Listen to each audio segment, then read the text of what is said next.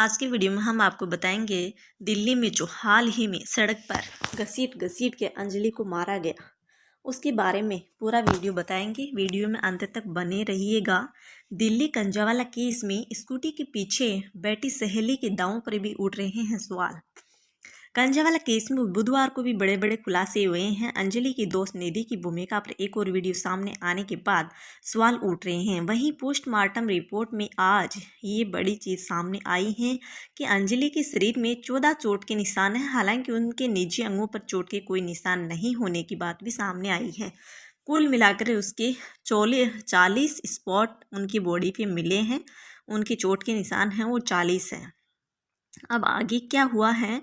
दिल्ली के कांजावाला सड़क हादसे में अंजलि सिंह की मौत के बाद राजधानी सहित पूरे भारत में लोग नाराज हो गए हैं। खासकर दिल्ली में लोग लगातार न्याय की गुहार के साथ लापरवाही बरतने वाले पुलिस वालों पर कार्रवाई हो, इस प्रकार के सवाल उठा रहे हैं। इसी बीच बुधवार को भी इस मामले के अंदर कई बड़े खुलासे हुए हैं। अभी तक अंजलि की खोपड़ी नहीं मिली है।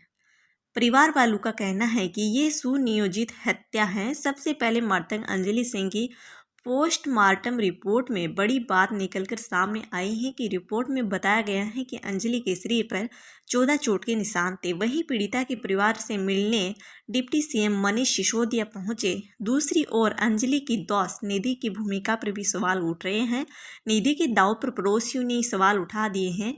कांजावाला मर्डर केस से जुड़े बड़े बड़े अपडेट सामने आए हैं। अंजलि की स्कूटी पर बैठी दूसरी उसकी दोस्त निधि पे सवाल इसलिए उठ रहे हैं कि वो बिल्कुल स्वस्थ हैं और एक लड़की 12 से 13 किलोमीटर घसीटती हुई उसका मर्डर होता है तो इसके पीछे सवाल उठना लाजमी है। अंजलि की दोस्त निधि की गतिविधियों पर अब सवाल उठ रहे हैं कि उनके दावों पर पड़ोसी ही विश्वास करने को तैयार नहीं है। पड़ोसियों का कहना है कि उन्होंने कभी अंजलि के मुंह से निधि का नाम नहीं सुना है। वहीं उन्होंने कहा है कि निधि कभी तो तीन दिन तक घर से बाहर रहती थी, आती भी नहीं थी। निधि ने मीडिया के सामने कहा है कि अंजलि नशे में थी, तबकि पोस्टमार्टम रिपोर्ट में ऐसी कोई बात सामने नहीं आई है।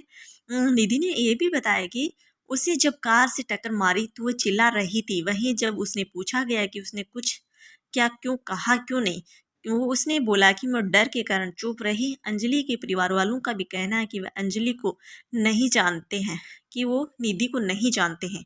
पोस्टमार्टम रिपोर्ट में युवती के साथ रेप की बात सामने नहीं आई है। युवती की शुरुआती पोस्टमार्टम रिपोर्ट में उसके निजी अंगों पर कोई चोट के निशान नहीं है। पुलिस सूत्रों की मंगलवार को ये जानकारी दी है कि उन्होंने ये बताया है कि यौन उत्पीड़न में कोई सबूत नहीं मिले हैं। मौलाना आज़ाद मेडिकल कॉलेज में एक चिकित्सकीय बोर्ड ने सोमवार को युवती के शव का पोस्टमार्टम किया था। कंजावाला में 20 वर्षीय युवती की स्कूटी को एक कार ने टक्कर मार दी थी।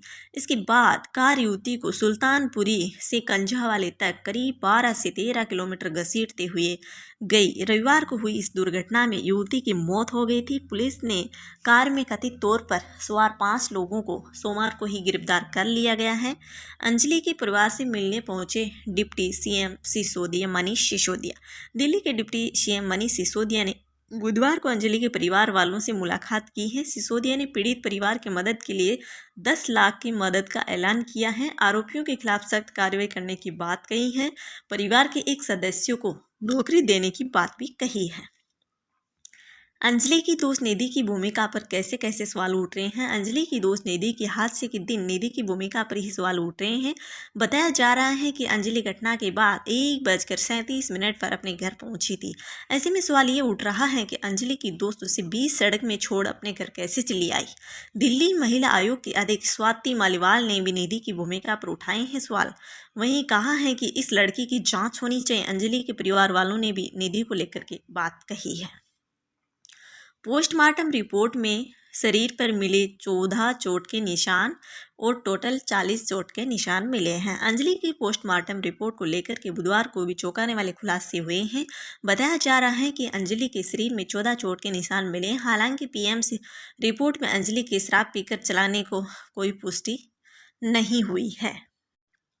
इस प्रकार से कहना है कि अंजलि की मेडिकल रिपोर्ट आ गई है, उसमें कई बड़े बड़े खुलासे हुए हैं 5 आरोपी थे, पांचों आरोपी गिरफ्तार हो चुके हैं। आज उनका पुलिस रिमांड पूरा हो गया है, कोर्ट में उनको पेश किया गया है। अब कोर्ट में वो जज के सामने क्या बोलते हैं, उसके बाद में अगली कार्रवाई क्या होती है, इन सब की अपडेट आपको अगले वीडियो में ज़रूर मिलेगी। प्लीज़ वीडियो को लाइक एंड सब्सक्राइब जरूर करिएगा, क्योंकि जो भी नई अपडेट आएगी वो आपके पास ज़रूर पहुँचे। इस प्रकार से जो भी अपराधी हों उनको कड़ी से कड़ी सज़ा ज़रूर होनी चाहिए। और इसका ऐसा लगता है कि ये इत्तेफाक से नहीं बल्कि मर्डर है। इसमें एक लड़की बिल्कुल स्वस्थ है और दूसरी लड़की है जो बिल्कुल 13 किलोमीटर तक घसीट घसीट के मारी जाती हैं। तो इस प्रकार से इन अपराधियों को कड़ी से कड़ी सज़ा जरूर होनी चाहिए थी।